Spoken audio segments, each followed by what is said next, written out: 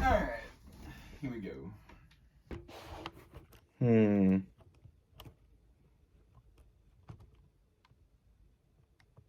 What day is it today?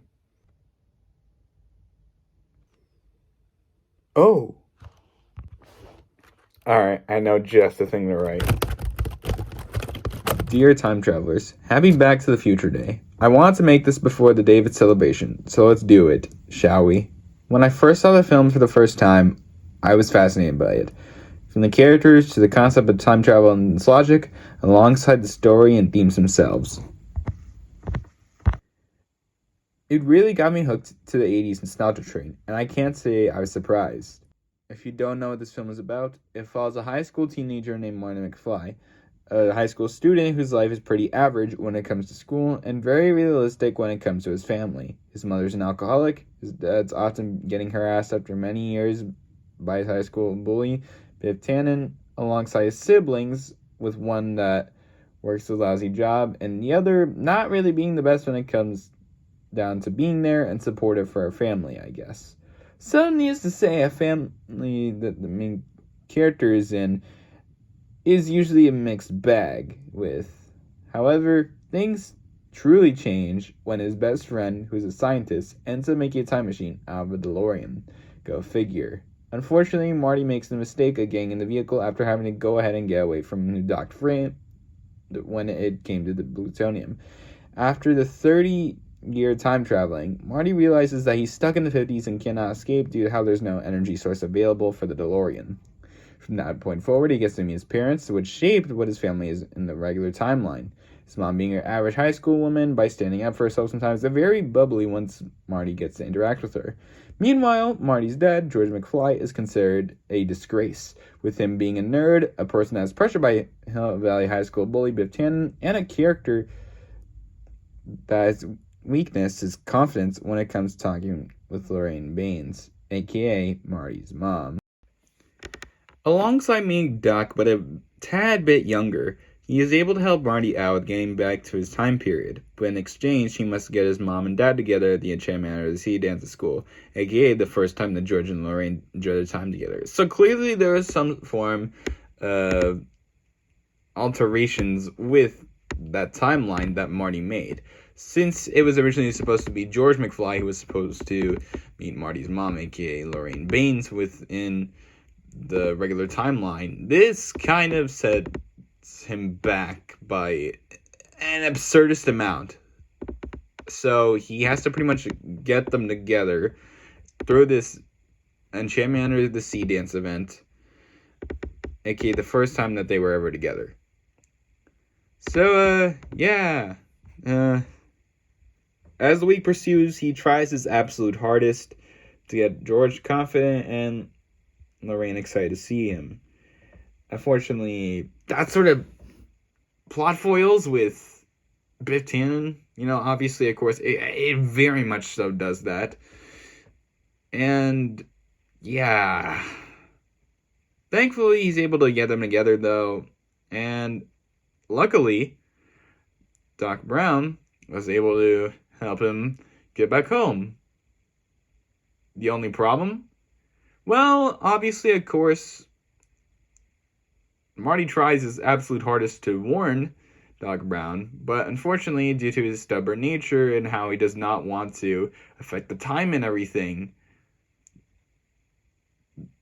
he decides to rip it. And so eventually, while they're arguing about it, due to how Marty cares for Doc, and I really love that, trouble ensues with their mechanism of getting him home. The clock tower, a wire, alongside a hook for the DeLorean. I think you know where I'm getting here. And a bunch of lightning, of course. So, eventually, as Doc is having his own struggles by getting the cable wire back up to the clock, Marty, as he's getting ready, also has his own struggles. And this creates a good amount of suspense, and that's what I love about this film. It's very suspenseful, and there's a lot of things that people do not recognize when they first watch it, but once they watch it again, it's like, okay, there's a lot of interesting things in the film. And I really love that. I love the fact that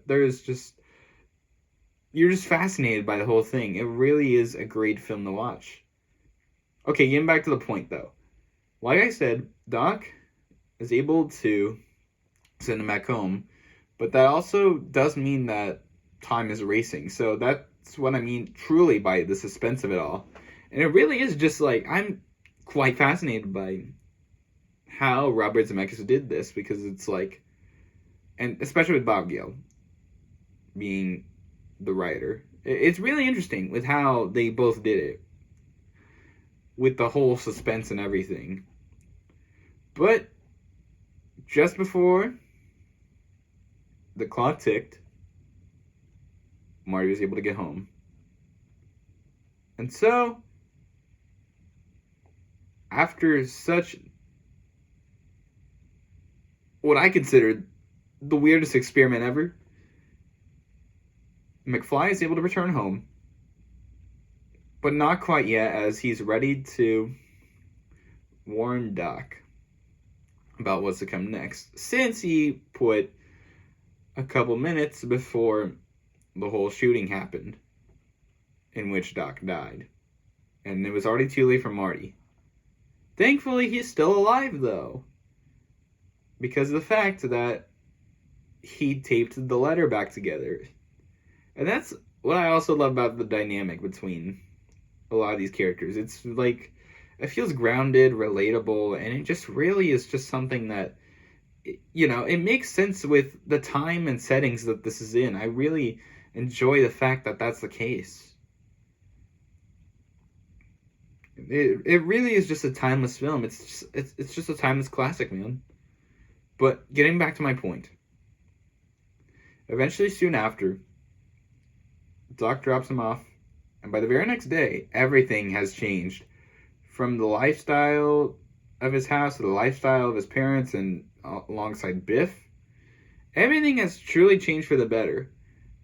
And also, Marty is able to now hang out with his high school girlfriend, Jennifer Parker.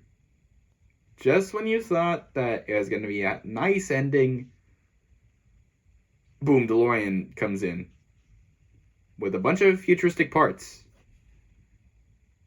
You know what this means? Back to the Future Part 2. And so as the DeLorean drove off into the sunset, that was Back to the Future. Robert Zemeckis, Bob Gale, and Steven Spielberg's company, Amblin Entertainment, I've always appreciated them for. For obviously, of course, making some of the best films of all time.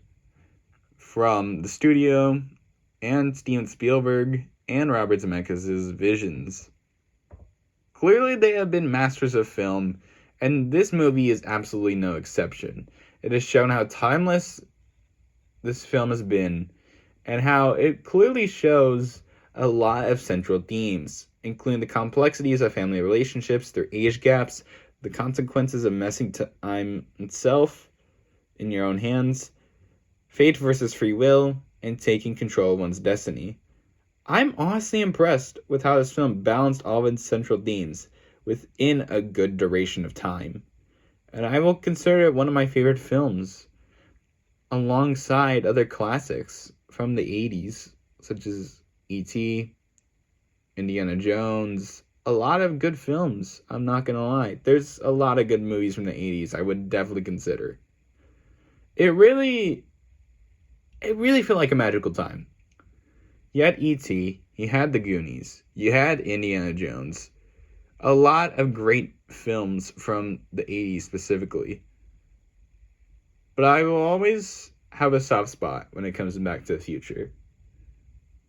Because of how, kind of like those films, like Karate Kid, E.T., among many others, there's just something that truly is special and magical right there. Whether it's the casting with Michael J. Fox, Christopher Lloyd, Leah Thompson, Crispin Glover, etc. Or even the director, the executive producer, and writer themselves. There will always be something that I love about this movie. And I will always remember it as the one film that made me get into a decade that I never truly experienced, in a century that I truly never got to live in. But I'm glad that I watched it after its initial release. So, those are my thoughts. Those are my honest thoughts on Back to the Future. And one more thing, or actually two more things before I go. One, always remember this line. Hey, Scott! And two, oh, you already know what's coming. We're doing part 2, baby.